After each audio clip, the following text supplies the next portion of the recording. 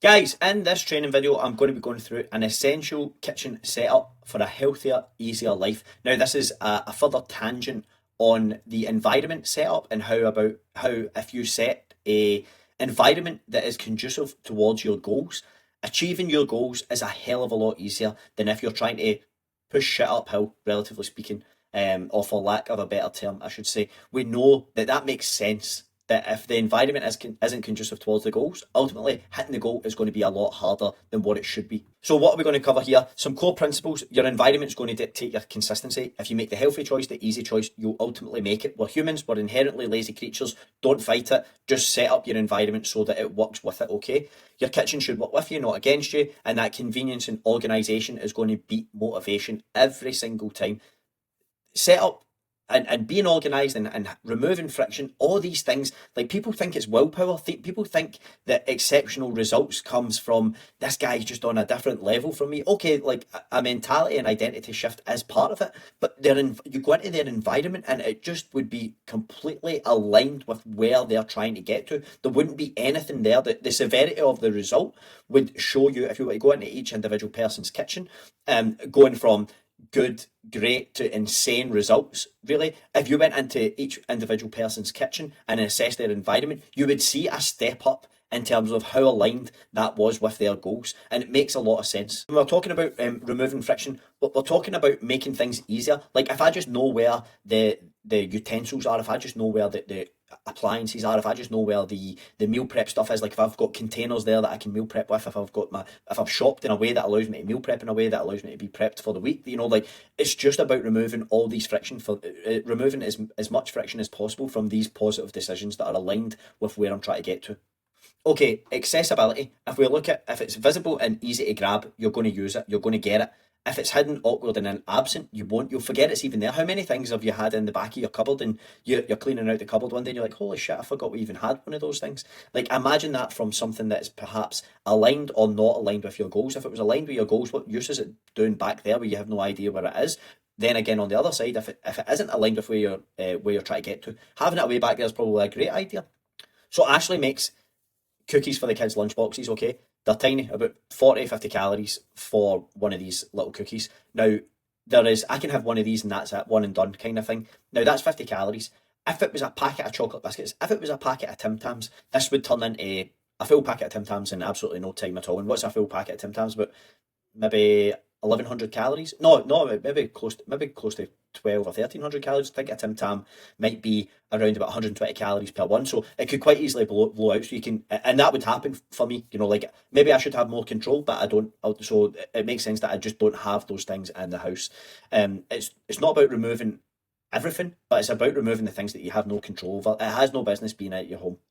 Now, I'm not saying don't have anything. I'm not saying go into the kitchen and don't have anything. But rather than going in and getting biscuits, chocolates, sweets, if you go in and grab a piece of fruit, you know what I mean, a yogurt, something else like that, like ultimately, that's what those decisions is what healthy living actually looks like. That's ultimately what it is. Now, am I saying that you can't have biscuits, chocolates, sweets, ice cream in isolation? No, I'm not. But what I'm saying is, if that's something that potentially derails you, then go out for those things. Go out for ice cream. Go out for chocolate or whatever it is. Just don't have it in your house. If you have it in the house and it's accessible, you're just going to get it more often. Preparation tools. If we're talking about meal prepping, have the things on hand that makes meal prepping really easy. Air fryer is a must. Digital scales, again, it just allows you to weigh things once. Like if you weigh a meal once, you know exactly how much is in that meal. You know the portion size of what that is. So if I weigh the whole meal and then I divide it into 5 portions and then I weigh that portion, I'm like, okay, that portion's like 400 grams or whatever. Okay, what is 400 grams in like measuring cup scoops? Oh, that's like 2 scoops of a measuring cup, 2 heaped scoops. Okay, every time I cook this meal, bolognese, whatever it is, that's just a good example.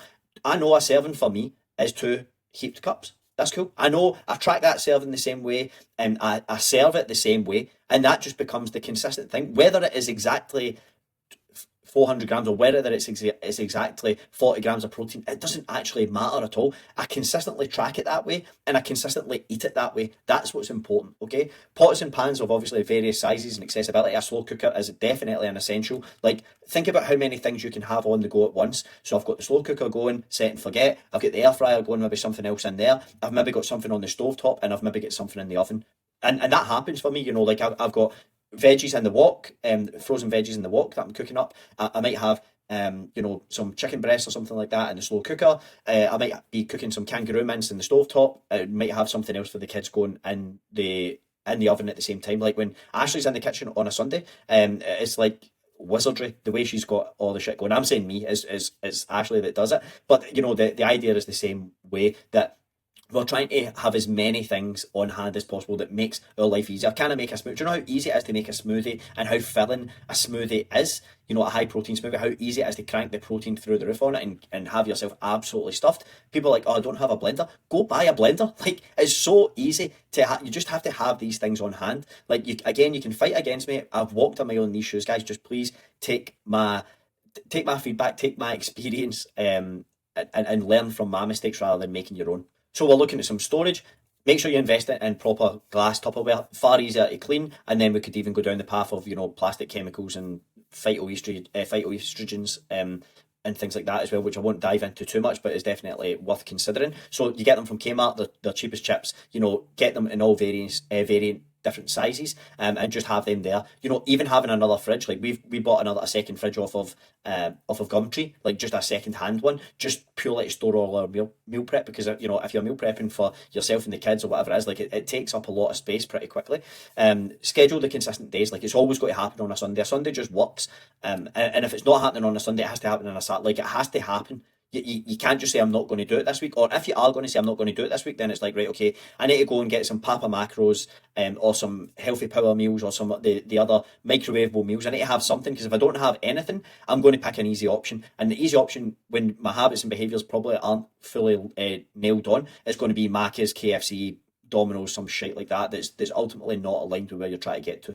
Cook proteins in bulk. It's just as hard to cook 250 grams of mince as it is to cook a kilo or a kilo and a half of mince. Just batch cook it. You can always freeze it and have that there that you can pull out and defrost for the kids. Dead easy. Chicken, pulled beef, kangaroo, whatever suits your preferences there. We're going to freeze things, label them, and then just make sure you've got your staples shopped for every week. Wraps, eggs, frozen veg, oats, pre-cooked meats. These are things that I would maybe have in the house every single week. So what's one food that you can batch cook this week that's going to save you 30 plus minutes?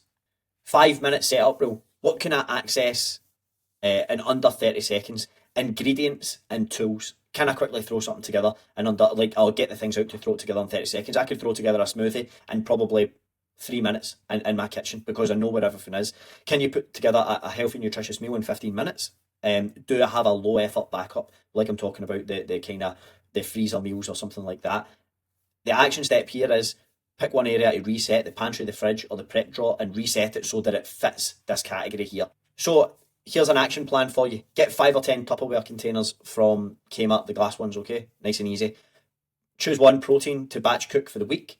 Reset one part of your kitchen this week: fridge, pantry, cookware, whatever it may be. Stock 3 emergency options, so it could be frozen meals, could be some prepped veggies or some pre-cooked meats, and then create a quick access zone in your fridge. So the most used items right there, easy to access. So the things, if it's even things that I want to snack on, like boom, have the fruit there right at the front, easy to go in and get our hands on, then that's what I'm going to snack on. If you snack on fruit as opposed to snacking on biscuits, crisps, whatever, chocolate, your outcomes are going to improve dramatically. Surely that would make sense. That surely shouldn't need too much explaining. Okay, keep it simple, keep it repeatable, keep it realistic.